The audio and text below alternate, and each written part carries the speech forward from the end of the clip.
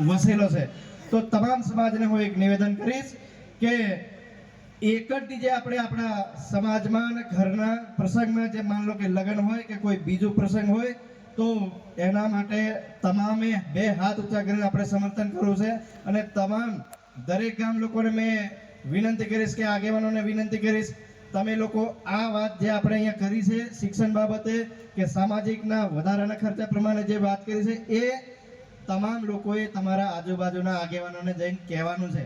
હવે ઉદયપુરમાં માત્ર એક જ ડીજે ચાલશે અને બધા એવું કહે કે જેને કીધું આપણે હું એ તો બધા લગાવી વાળા કહી દીધું અમારે કોઈની જરૂર નહીં ના મિત્રો જ્યાં બી ખબર પડશે અમને કે આ જે બી આગેવાનોને ખબર પડશે તો કાયદાકીય કાર્યવાહી પણ કરવામાં આવશે। અને જેને બી ડીજે લેવાનું છે પરમિશન વાળું એક જ ડીજે છે એ ડીજે જે તે તમારા લાગતા વળગતા બીટ કે પોલીસ સ્ટેશનના હદમાં રહીને જે આવતું ગામ હશે એ લોકોએ ત્યાં પરમિશન તમને આપશે માત્ર એક જ ડીજેની બરાબર। પ્રવૃત્તિ થાય જવાબદાર તમે રહેશો બરાબર।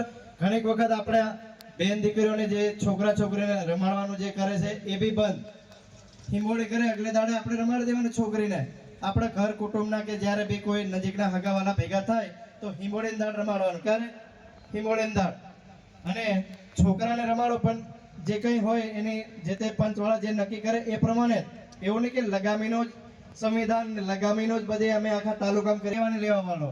એટલે બધા સરપંચોને બી આપણે વિનંતી કરીશું ભાંગવા તોડવાનો જે નિયમ બધા બનાવી રાખ્યો છે એ બી અંકુશ લાવવો પડે બરાબર। જેને પોતાની દીકરી વાલી છે જેનો છોકરો વાલો છે એ પોતાના મા બાપ હાચવે પછી એમ કે અમારી આબરૂ જતી રહી અમારે આવું થઈ ગયું। અમે બધા આગેવાનો છે ઘણા બધા આગેવાનો સાહેબ મારા સાહેબ ભેગા થઈએ છે ભાંગવા તોડવા માટે। હવે એ કઈ છોકરી વકીલ સાહેબ બી ઉભા આપણી જોડે કઈ છોકરી 15 થી 16 વર્ષની છોકરી હોય વિચાર કરો તમે 15 થી 16 વર્ષની એટલે કમસે કમ એને પોતાનું સામાજિક જ્ઞાન બી હોતું નથી।